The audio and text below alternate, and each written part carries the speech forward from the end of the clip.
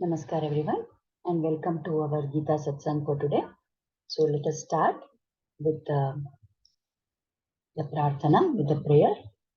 By the Guru's grace and the will of Sri Krishna, we have all assembled for this Gita Satsang. May we have their guidance to be able to learn and adopt the things which will help us to grow spiritually. Let us chant the prayers. Vasudeva Sutam Devam Tam Sachanuramardhanam Devaki Paramanandam Krishnam Vande Jagadgurum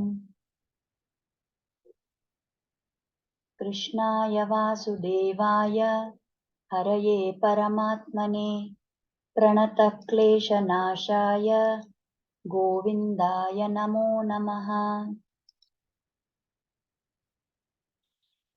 Namostute Vyasa Vishala Buddhe Pullara Vindaya Tapatra Netra Yena Tvaya Bharata Taila Purnaha प्रज्वालितो ज्ञानमयप्रदीपः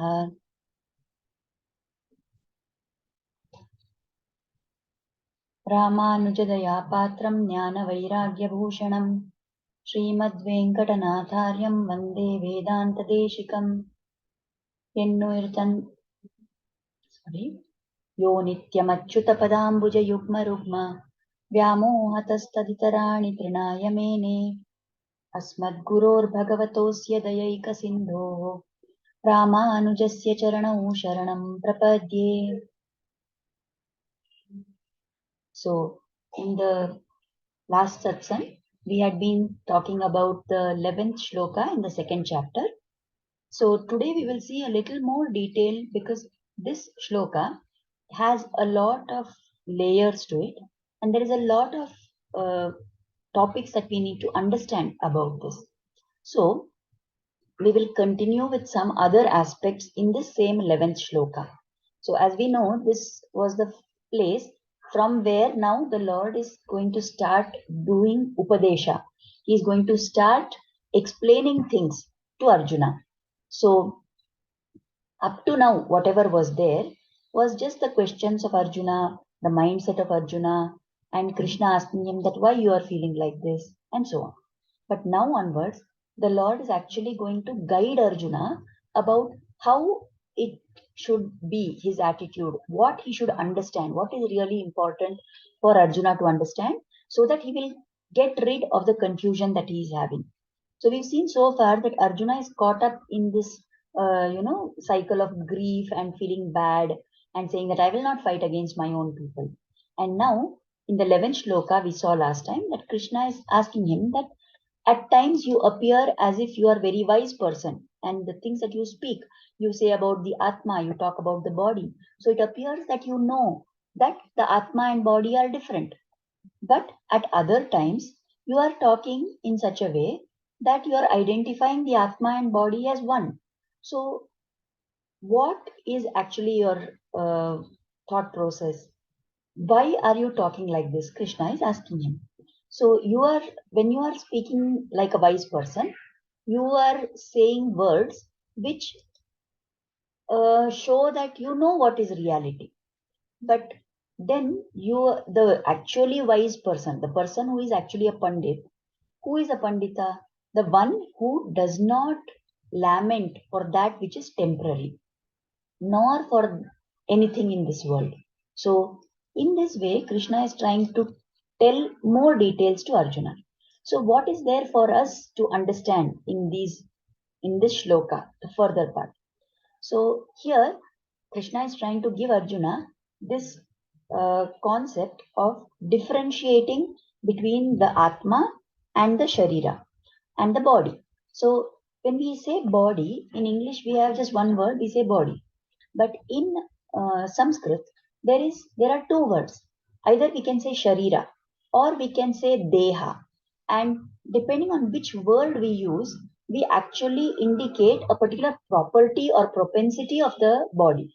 So this word Shareera, it comes from the Sanskrit root Kshiryate. And that Kshiryate indicates something is becoming lesser, it is reducing. Whereas the word Deha comes from the Sanskrit root Deha Upachaye. which indicates that something is increasing in size. Now, we don't need to go into details of these Sanskrit roots and all those things because that is not relevant from our point of view. But like this, now suppose, let us say that I had to find, meet a friend after a very long time. And I find that that friend has lost weight. I will say, oh, you have lost weight from the time I last saw you. So that person will say, yes, after all, it is my Shareera. Why? Because he has lost weight. So there has been a reduction in the size of the Shareera. Now, at the same time, if I meet another person and I find that this person has put on weight and grown bigger in size compared to when I last saw him, at that situation, when I say, oh, you've become a little more heavy, then that person should not say, after all, it is my Shareera, because there is a mismatch. So there, the word Deha is more apt. So depending on what is the particular property of that body, we can use the words either Shareera or we can say Deha. So this indicates to us that this same body, this Shareera, is subject to change. There are times when something changes in the body in one direction, and at other times it changes in another direction. Today I am healthy. Maybe after some years I will find that there is some pain in my leg or there is some other illness that I suffer from. And we have seen this with all people around us, all human beings. Once they have a body, then that body keeps undergoing different kinds of change. If we look at our own journey also, from the time when we were born till the time that we grow old and finally we die, there is a constant change in the Shareera. So this body is subject to change.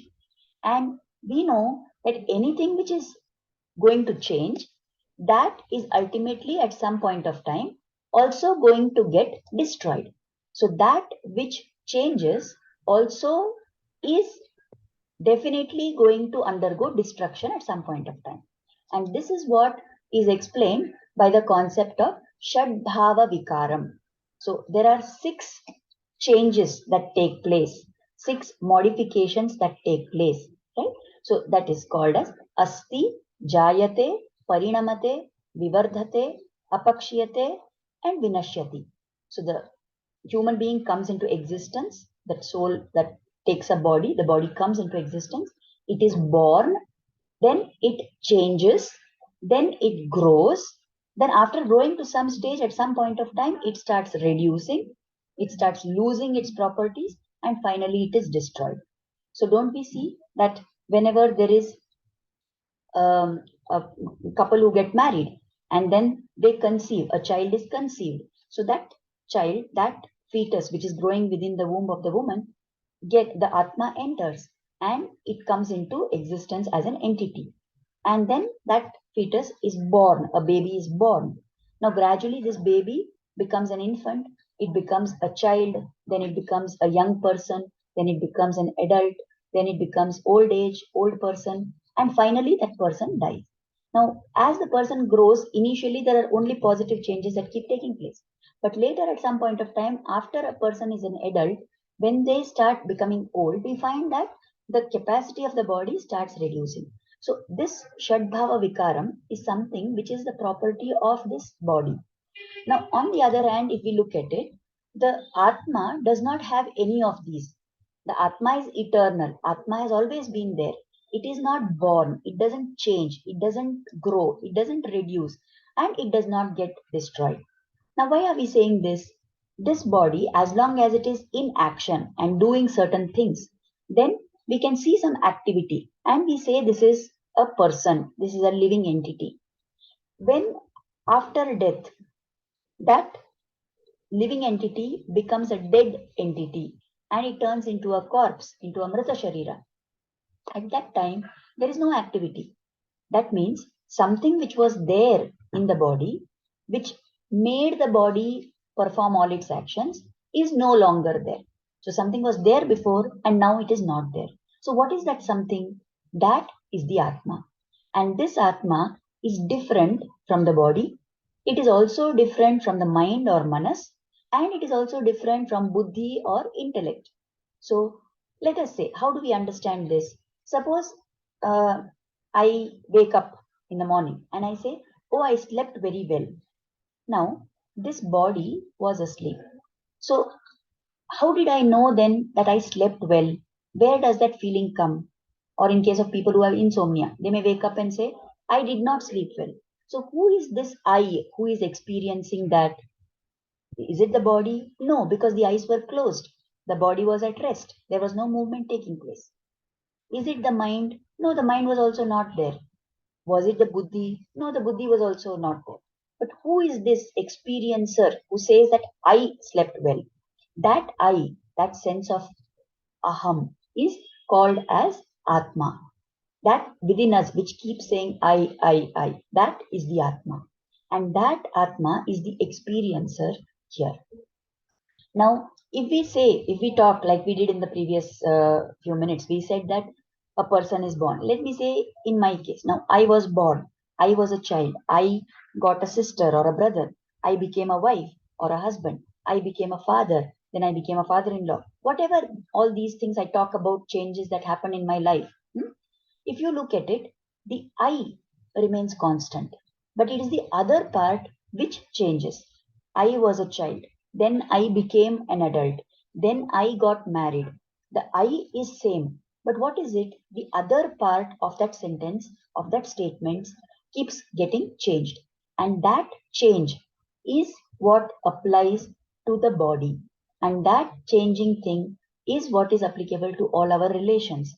So all other relations what we have are because of the body, but the I what I'm talking about, that is constant, and that is the Atma. And this what we talked about, the Shadbhaava vikara, that is only for the body, it is not for the Atma. The Atma does not change. Whether I was a child, whether I became an adult, whether I was unmarried, whether I was married, whether I became old, all that I that we talk about, that is the Atma. And that Atma does not undergo any kind of change. Why? Because the body is made up of the Pancha Mahabhutas, the five elements. And anything which is made up of the five elements is subject to destruction. But the Atma is not made up of these five elements. And because of that, it is not subject to destruction. So always the Atma was there, always it is going to be there. The only difference is in the status of that Atma. Is it within the body, a particular body at a given point of time? Is it somewhere in the Bhuvar Loka waiting to get another body? Or is it finally at its ultimate destination, which is Sri Vaikunta, the abode of the Lord? The status where it is will change, but the nature of that Atma itself is never going to be destroyed because it is not made up of the five elements. So it is not destructible. So if the Atma is not made up of the five elements, then what is it made up of? That Atma, which is not made up of the five elements, it is made up of jnana. And that is why it is made up of jnana. Jnana is knowledge. So that knowledge is the very nature of Atma. And when we say knowledge here, we are not talking about what worldly knowledge we talk about, but this is pure knowledge.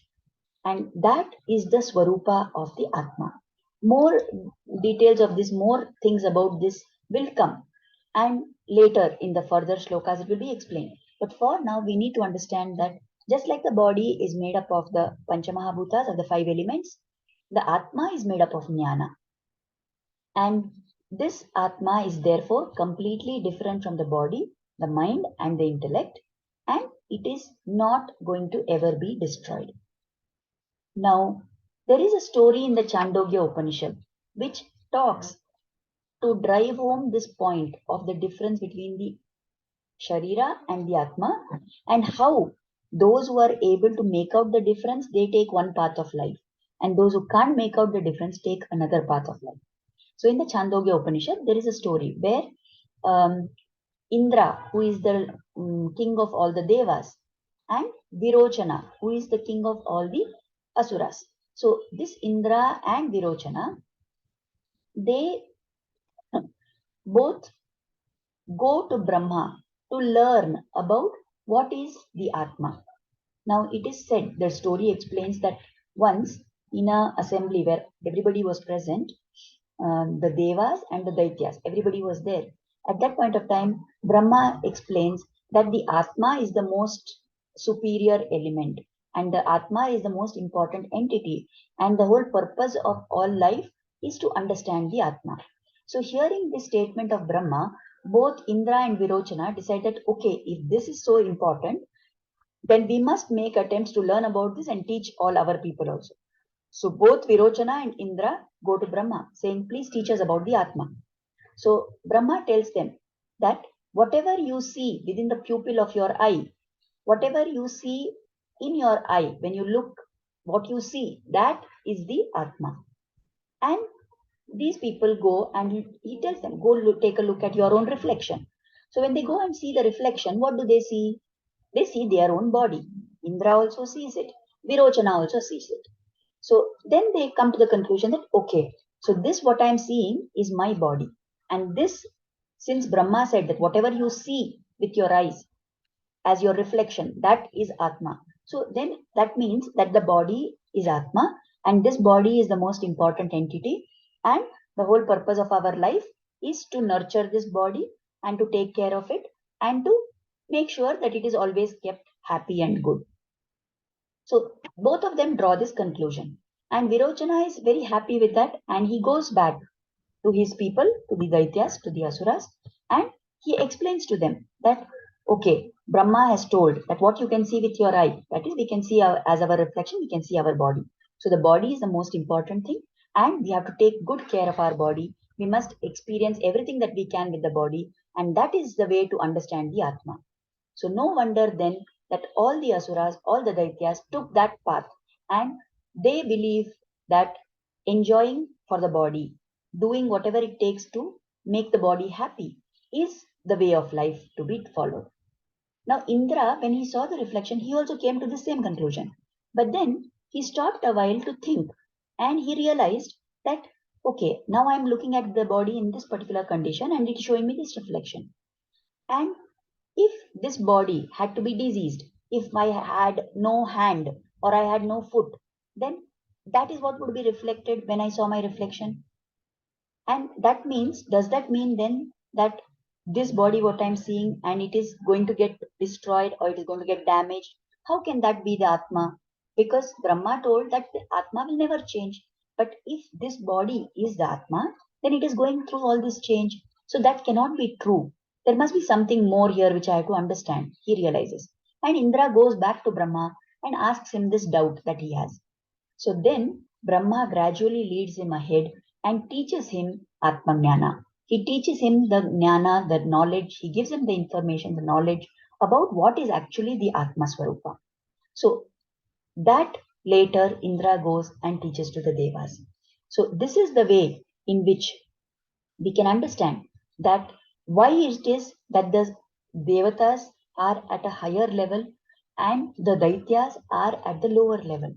And let us not be bothered about what the devas do and what the asuras do, but whom are we following in our life? Am I taking the lesson like Virochana? Am I spending all my time and energy only in nourishing and building up this body of mine? Or am I going to realize that there is something beyond this body that I should be focusing on? So that is the important lesson from this story and from this whole concept of body and Atma. We have to develop this Viveka that the Atma is different from the body, that the body is going to get changed, but the Atma will never change. And whatever I do should be ultimately for the welfare, for the benefit of the Atma, and it is for the Uddhara, for the upliftment of the Atma rather than of the body alone. So this body has no jnana. The Atma has jnana. But why is it then that we don't realize? Why am I not understanding that this Atma, which is Jnana Swarupa, is the reality and this body is only temporary? Because there is this covering of Papa and Punya, which is on the Atma. So the Jnana of the Atma is covered by this covering, the Avarana of Papa and Punya. So if we want to realize the true nature of the Atma, then what is it that we have to do? We have to do Adhyatmic Sadhana so that this Papa and Punya are destroyed. And then the true nature of the Atma is revealed to us. Now we may say that we are saying body has no jnana. Then how is the body also experiencing certain things? Like suppose somebody hits me on my hand, then I feel pain in that place. If I apply some nice perfume, I get the good smell and I feel good about my body, then I am feeling pleasant. So the actually we say the experiencer is the Atma. Jnana is for the Atma. Then why is the body experiencing? How can it experience? It is just like if you have a lamp. Now the lamp is the one which is lighted and the lamp is giving out the light. But does the lamp's light remain restricted to just that place where the lamp is? No, the light from the lamp, the rays from the lamp spread all over. So also, because this Atma is inside this body, the jnana of the Atma spreads all over the body, and that is what is responsible for the body to experience. Similarly, also the manas, and the buddhi, the mind and intellect, they are also within this body, and they also experience. But it is actually because of the jnana of the Atma that everything is taking place. And that is the reason why, at the time of death, when the Atma is no longer there, then the body just falls to the ground. And it is the Atma which travels ahead. So, to understand the significance of the Atma, we can take the example of a mobile phone. If we have a mobile phone, it will be there, but it will not be able to catch any signal until you have a SIM card within that. So, that body of ours, this body of ours is like just the mobile phone, the handset, the entity that you have in your hand. Why is it that it is going, how is it that it is going to function? Only if the SIM card within is operational. So the Atma is like that. And only when the Atma is there inside, then the body functions. There was an Alvar called Tondaradi Pudi Alvar. Someday we will talk about the story of this Alvar. It's a very interesting story. So this Alvar has sung many, prabandhas. So in one of those, he sings that this body of ours is nothing but a collection of holes. And suppose you have, let us say you have, in the olden days, he gives the example that if you have a dhoti that you are wearing, and that dhoti, when you buy it first, it is new and nice and it will be functioning nicely, it will be covering your body entirely. But over time, what happens? The cloth starts wearing out. And in one place, the dhoti tears. So in the olden times, when people didn't have money to buy a new dhoti every time it tore, they would tie it up in that place and they would continue wearing that dhoti. Now, once the hole came in one place, somewhere else you tied it up, but somewhere else there will be another hole that develops. You will tie that hole up, right? You will make your entire dhoti appear to be proper by tying up wherever it has got a hole. But ultimately, at some point of time, it is not going to be sufficient and it is going to be destroyed, that dhoti. Similarly, our body also, it is actually a collection of holes like the holes in the dhoti. So the body is like that dhoti which was intact, and then everywhere there is a hole. It is like one disease, and we know how it is that all so many diseases, they are all connected to each other. So once one disease comes, then you go to correct that disease. In the process, there will be something else that malfunctions, some other problem that is caused. You go to take medicine for this, then there will be some side effect of that that will cause some other disease. So like this, once there is disease which attacks, then all this will keep piling up one day or the other, and finally, like the dhoti gets destroyed, this body also is going to be dead one day. But for the Atma, there is no such death. For the entity, which is the Jnanamaya entity, that has no death. So this is what we need to understand. Like these are little more finer points which are told by the Acharyas to explain to us this point that Krishna is trying to explain to Arjuna, that the body is something which is going to die one day. So if you are going to lament over the death of that which is not permanent, your grief is all a waste.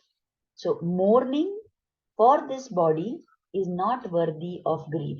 So Krishna is explaining and convincing Arjuna that this body, you are saying Bhishma, you are saying Drona, that body is anyway impermanent. So grieving for the death of that body is not worthy of your energy. So don't spend time in mourning over this temporary phenomenon. Because if you are a real Pandita, the wise people never lament. They don't lament for anything which happens, and especially not for death. So he's trying to make Arjuna understand that concept. So we also will try to understand that same concept, and in the next satsang, we will go over to the next shloka. So now let us offer Kritagnyata first, And then if there is time, we may take some questions. I don't know if my laptop will again run into trouble. So anyway, let us finish with Kritagnyata. Let us offer gratitude, Kritagnyata, at the lotus feet of Sri Krishna and Guru for inspiring us to start and join this satsang. And let us pray for their blessings and grace to always be on us. Namaskar, and thank you everybody for attending. There was a question in the chat. Zarna ji has asked, what about the mind and intellect? So I think you are trying to say that are the mind and intellect different? Is their status different from that of the body? So the mind and intellect, they are also like the body, not going to permanently be there. So when we try to differentiate between body, mind, and intellect, we are trying to give a difference between the functioning, like this entity, which is made up of all the parts, which we can see physically and grossly. That is the Shareera. Now, in terms of permanence, only the Atma is permanent. Neither the Shareera, nor the Manas, which came at this point of time, nor the Buddhi that we are given when we are born. None of that is permanent. And they can keep changing depending on the type of deha that you have. Like we see that when you think of plants or you think of animals, among the animals, the different animals, right? The ability, everybody has a body, but what is the ability of the mind and the intellect? There are differences in that capacity. So that keeps changing also, and that also is subject to destruction, but not so the Atma. So the Atma is the only permanent feature. And if we want to understand what is actually the permanent feature, then we have to make attempts to understand the nature of the Atma. Now, how we do that and what is the path to get there will be covered in the further shlokas of the Gita. So I hope that answered your question, Zarnaji. If there's anything further that you have to ask, then please message me on WhatsApp. We'll take up that question in the next satsang. So if there's anyone who has a doubt, you can contact me on WhatsApp and we will see what we can take up in the next satsang. Now, only one thing that today we have had it on Thursday, and it is good that today is Ekadashi, we are having the satsang, so it's a good thing. The only thing is that next Thursday I'm going to be out of station, so we will not be able to have the satsang on Thursday, and I think we will have to put it to Friday. So anyway, I will send a message regarding that. It's not likely to be earlier than Thursday because I'm busy the other days also. So we will most likely have it on Friday. So that I will send a message as usual. Namaskar everybody, and thank you so much for joining in. We will meet again in the next satsang on Friday. Thank you. Namaste. Thank you, Ansuya ji. Namaste. Thank you.